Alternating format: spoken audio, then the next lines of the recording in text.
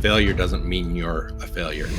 What is it that sets that in motion, that negativity, and how can they possibly turn it around? Because there's a difference between saying you're going to do a great job and telling yourself that the next step is going to be a good one, but believing it is something different, right? Right, absolutely. And you know what?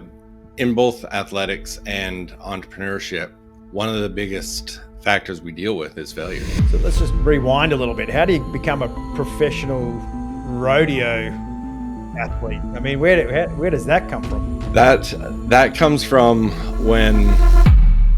Hey guys, and welcome to this episode of The Few. Before we get started, I'm going to ask you for a favor. If you've listened to the podcast before and you feel like it's made an impact or you've gained some insight that's helped you have a better day, that's helped you accelerate you to your destination to achieve your goals, whether your life journey's become a little bit easier thanks to the show, I just want you to subscribe quickly below. You can click now while you're listening to this. Even better is share the show. Tag The Few podcast on TikTok, Reels, Insta, you name it. Put it on LinkedIn. Let's help people achieve their dreams and organizations achieve the strategies, the destinations, the audacious goals that are going to make this world a better place. Thanks so much for all your support. Let's click subscribe and get on with the show. I'm really excited by our guest today. His name is Jeff Heggie. He is a master of the field of mindset, but also active helping entrepreneurs, athletes, those of us who have a dream of fulfilling our full potential to help them on that journey. Hey, Jeff, thanks so much for joining me on The Few. Really appreciate you being here. Hey, well, thank you. I appreciate the opportunity to be here and to have this conversation with you. So, Jeff, you've got a few things to say about mindset, don't you? Yeah, absolutely. It's excuse me, it's such an integral part of what we do and the goals that we have and where we want where we want to go in life. And I have the opportunity every day to be working with entrepreneurs and athletes. And you know, it's often what we see is the separating factor between really good entrepreneurs, really good athletes, and great ones. It's often the mindset is the separating factor. It's interesting, isn't it? When people talk about high performance and you look at any field of high performance, it might be a trading floor on Wall Street. It may be a baseball team, a cricket team. When we look at high performance, we tend to look at the whole group, of which there's a varying degree of talent and ability. But when you're talking about mindset excellence and the best of the best, the good to great, there's something kind of different, isn't there? And as far as you're concerned, what is that? What is that? What is the differentiator between someone who's talented and someone who's consistently exceptional for an extended period of time? Well, even if we just simply look at a growth mindset, understanding that with a growth mindset, you know, failure doesn't mean you're a failure, that you learn from it and you grow from it. And it's not easy to do all the time. You know, a lot of times we're faced with adversity that it really knocks us down. And those that have the right mindset can take that adversity and given that sometimes it takes a little bit of time, you've got some time in there to deal with it, but it's really, how do you deal with that adversity? How do you even deal with your successes and grow from it and continue to grow from it, regardless if it knocked you down or you just won a championship? How do you deal with that to get to the next level? Because how much around performance, particularly with athletes, where, I mean, in business, as an entrepreneur, your performance is very measurable, particularly if you've got investors on board, you've got hurdles and milestones for investment. But athletes are probably the most measured profession on earth. Where do they come unstuck? I mean, when you have a microscope on you and you're constantly looking for growth, but you might have a bump in your performance and you lose that. What is it that sets that in motion, that negativity, and how can they possibly turn it around? Because there's a difference between saying you're going to do a great job and telling yourself that the next step is going to be a good one, but believing it is something different, right? Right, absolutely. And you know what?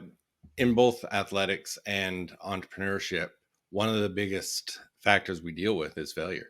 But the reality is, on the athletic side, you're dealing with it a lot more. You know, athletes have to learn to deal with failure every game they lose, every play that they do that doesn't turn out how they hopes. And so I think that's one of the biggest assets of being an athlete is learning how to deal with that failure time and time again.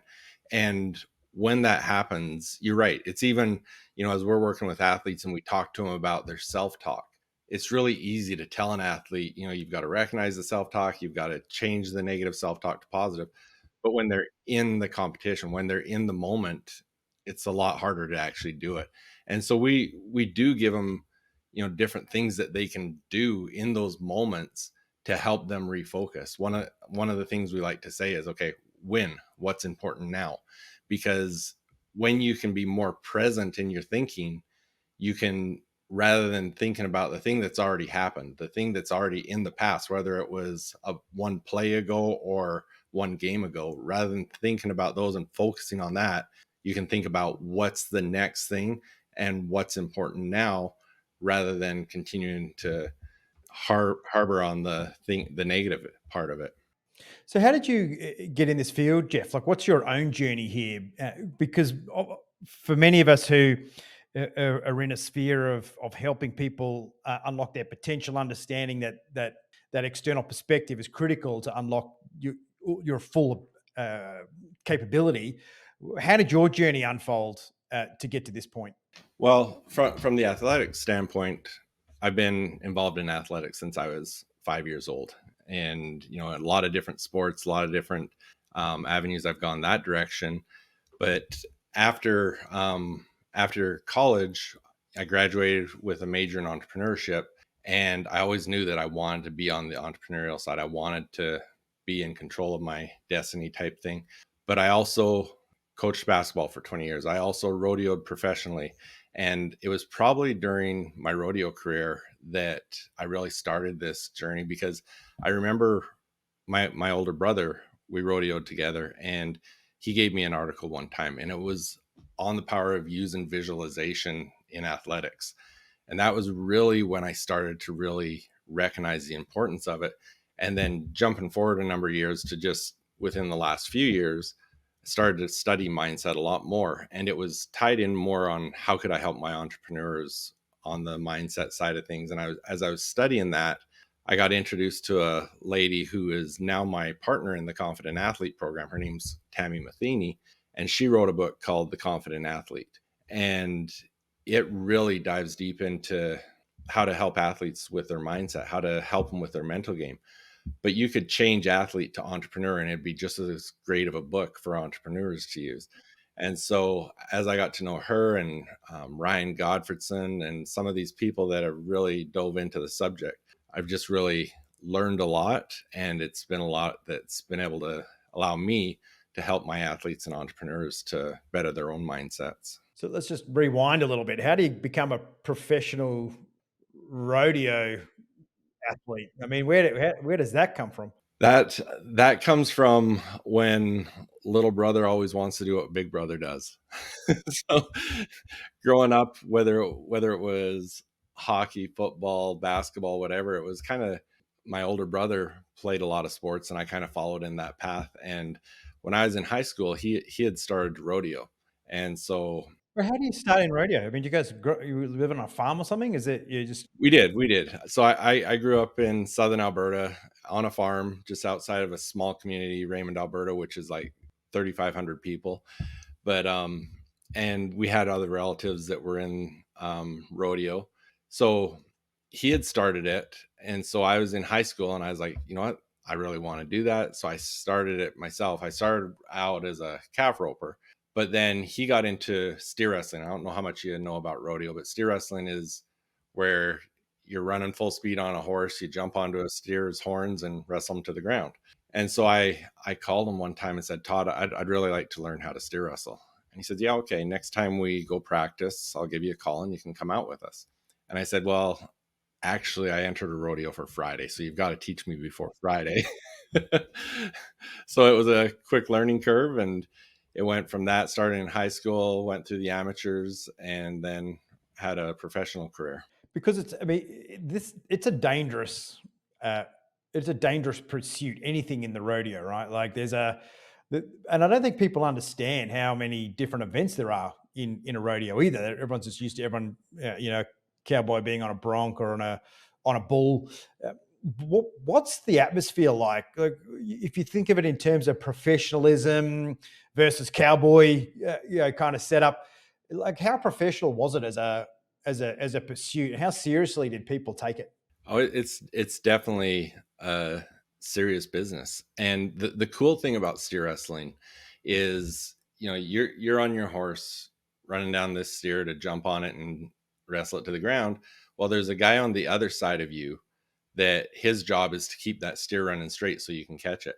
The cool thing about it is that guy on the other side is actually one of your competitors too, that you might be on the other side helping him. And so it's very competitive. Everyone's trying to beat one another, but it's a tight family that everyone's also cheering each other on, helping each other, whatever you have to do to help everyone do their best. It's not like we were cheering against each other saying, I hope he screws up or whatever. It's like, I want Jeff to do his best because I want to beat his best. And so it was really, really cool atmosphere and really cool family type of connections there. That's kind of rare, isn't it, where you support each other in that way. And during that period, and when you were younger, and when you were an athlete yourself, were you aware of a mindset thing, or were you just head down, go go go, effort in equals results out?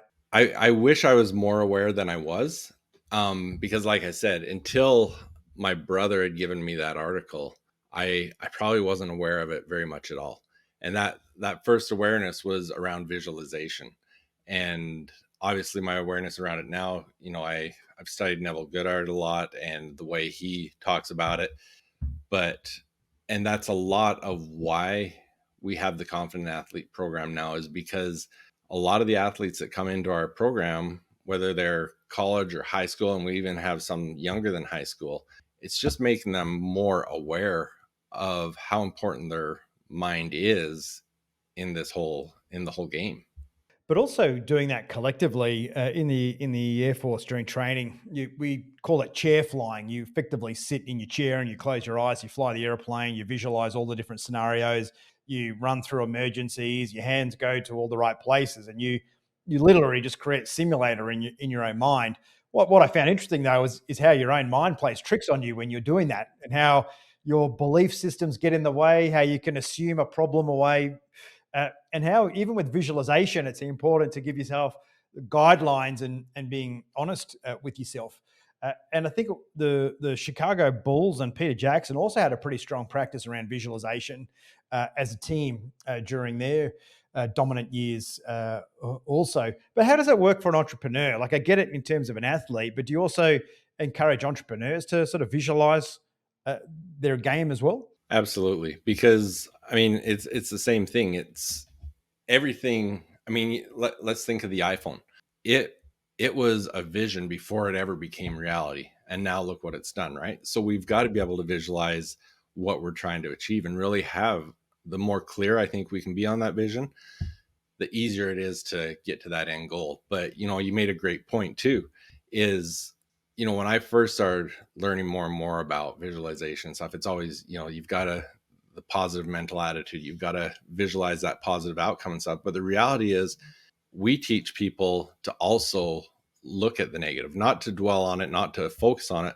But when something negative happens, you don't want to be caught off guard and only reacting. You want to know, if that happens, how would I respond?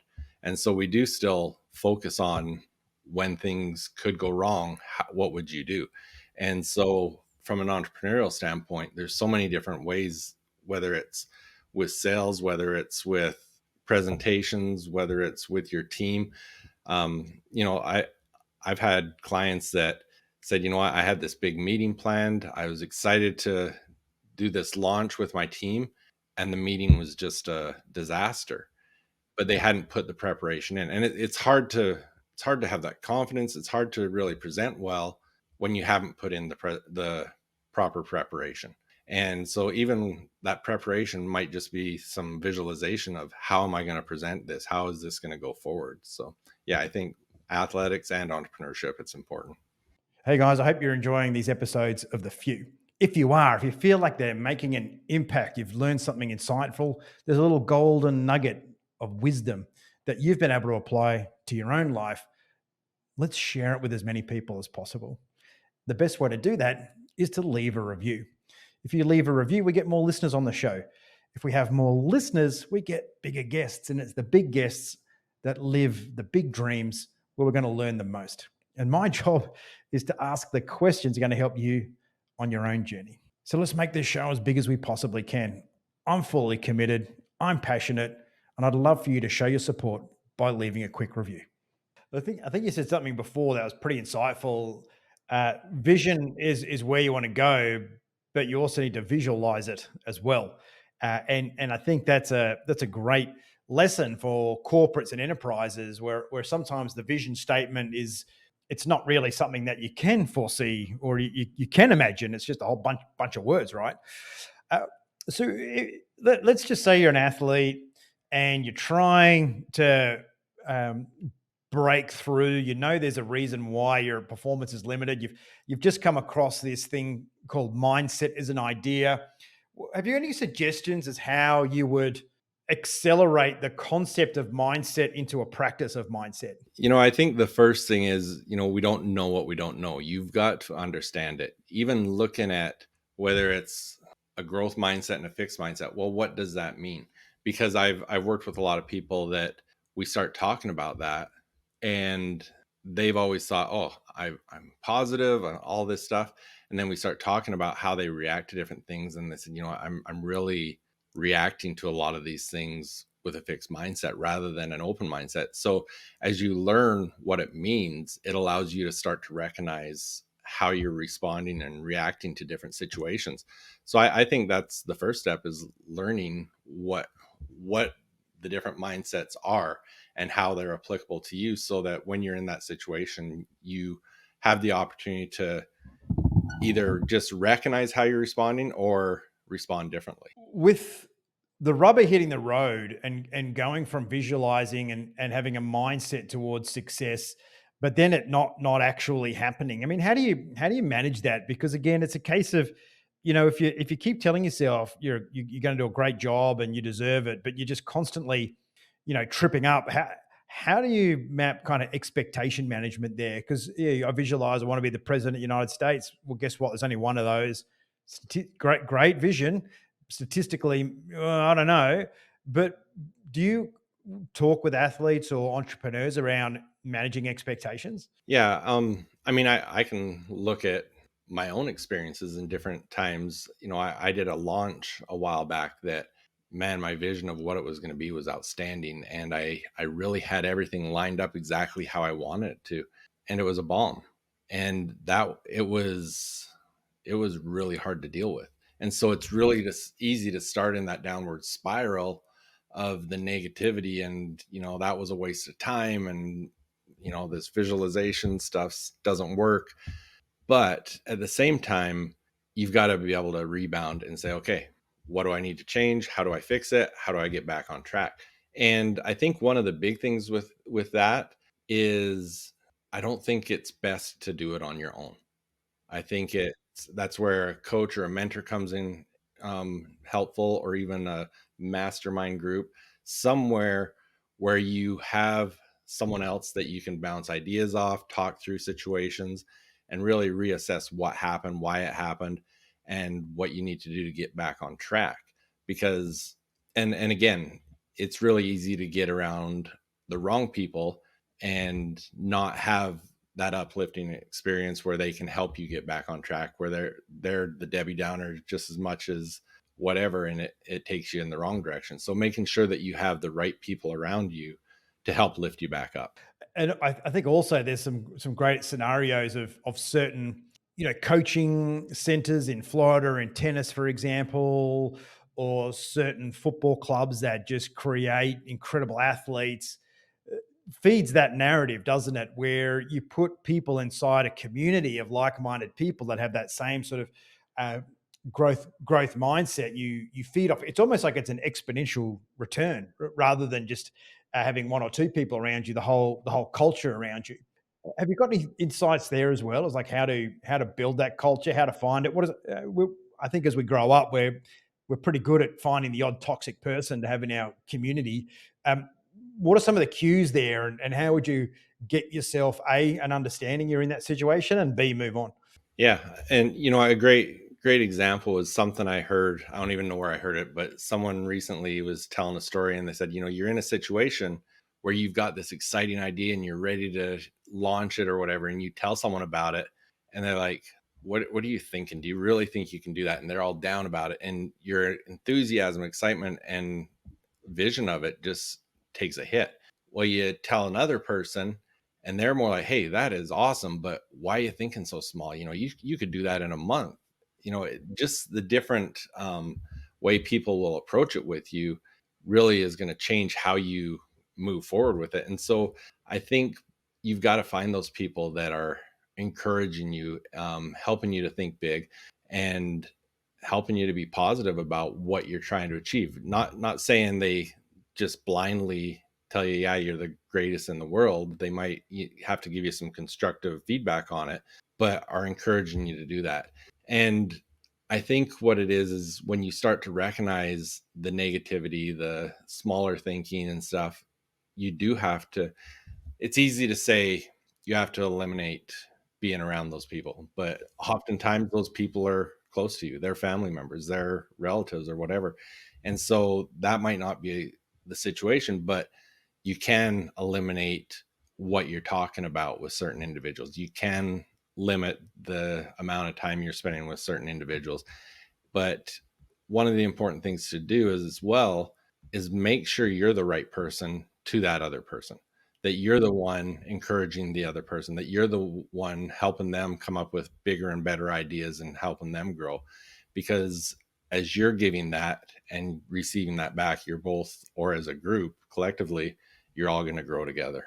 And that's something we don't do particularly well, is it? Is we're always asking for that from others and looking for more support from others. But do we flip that on its head and say, well, what am I putting out there? And that's also a critical attribute to being someone that can perform above average or make that transition to great. It's also what you give, right?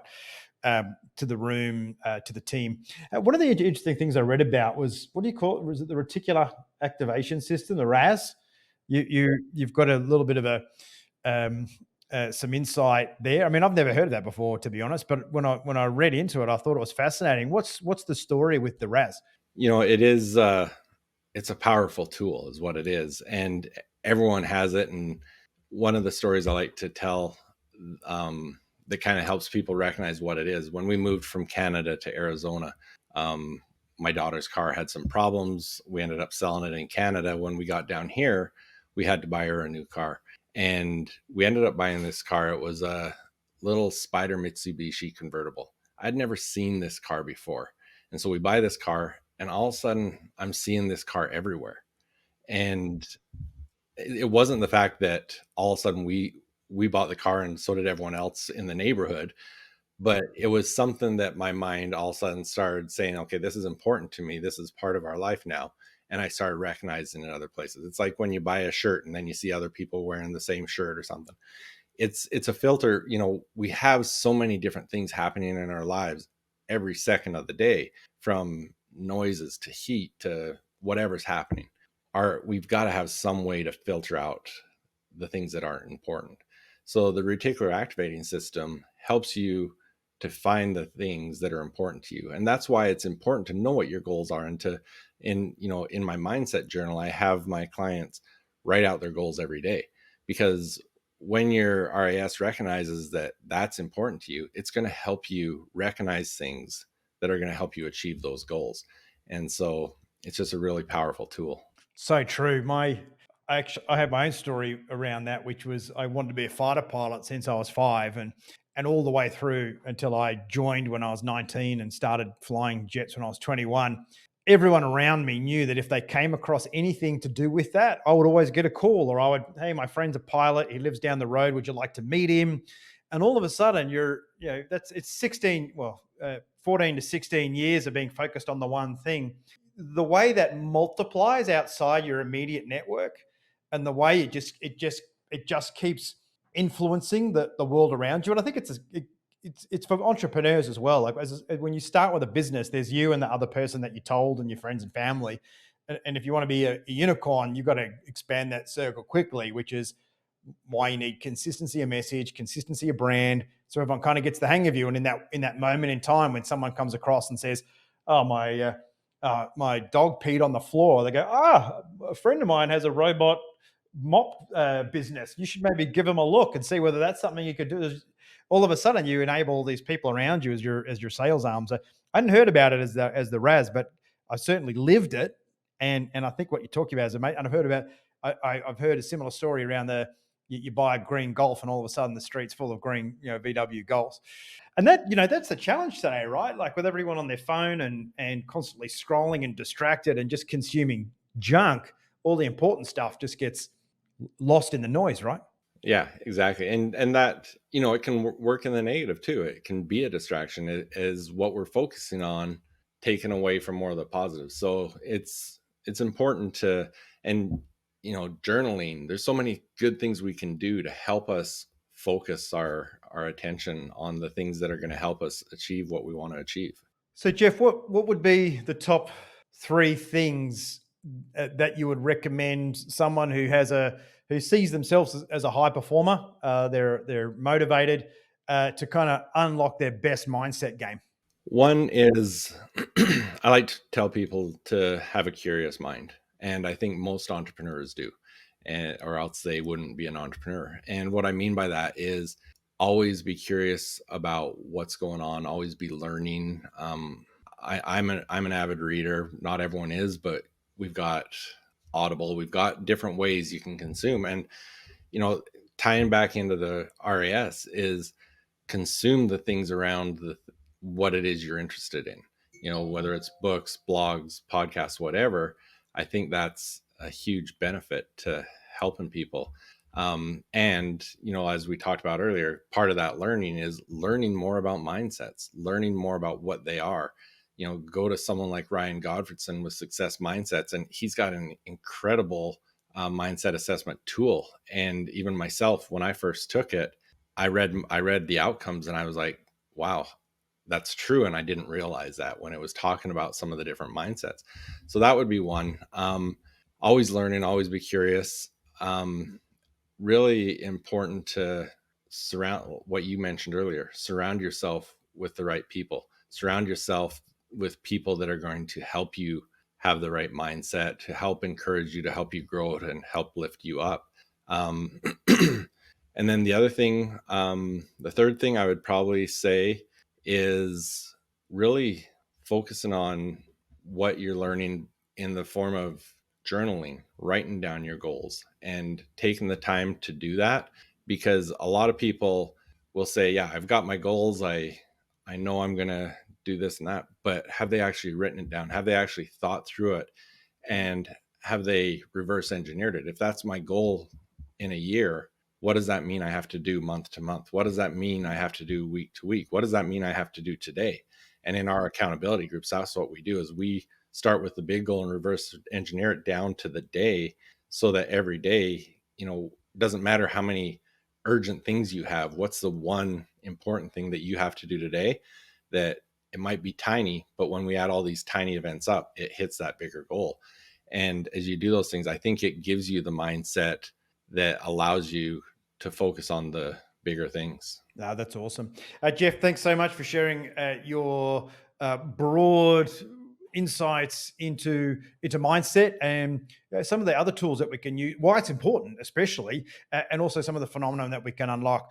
We've got RAS that allows us to focus on the right things, attend to the things that we really want, to allow us to be aware and of the things around us that support that objective, but also just that a growth mindset isn't something you have now. It's something you've got to keep checking in on. It's something you've got to keep growing.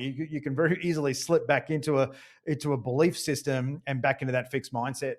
So, Jeff, how can people find you, and where's your universe if an entrepreneur or an emerging athlete really wants to accelerate their journey? Social media wise, I'm most active on Instagram, which is Jeff Heggie Coaching. My website is jeffheggie.com. I actually have what I call, they're in my mindset journal, what I call my mindset questions, some questions I go through every morning, every evening. And you can get those questions for free at jeffheggie.com/mindset. And so, and on the coaching, I mean, the athletic side, confidentathleteprogram.com. Awesome. Fantastic. And that's Jeff with a J. Everyone, please, before you or when you finish the podcast here, look down in the show notes. We've got all the links for Jeff's world down there. Jeff, thank you so much for joining me today on The Few. I really enjoyed our conversation and for you being so generous with your time and knowledge. Thank you. I appreciate the opportunity. Well, that wraps another episode of The Few.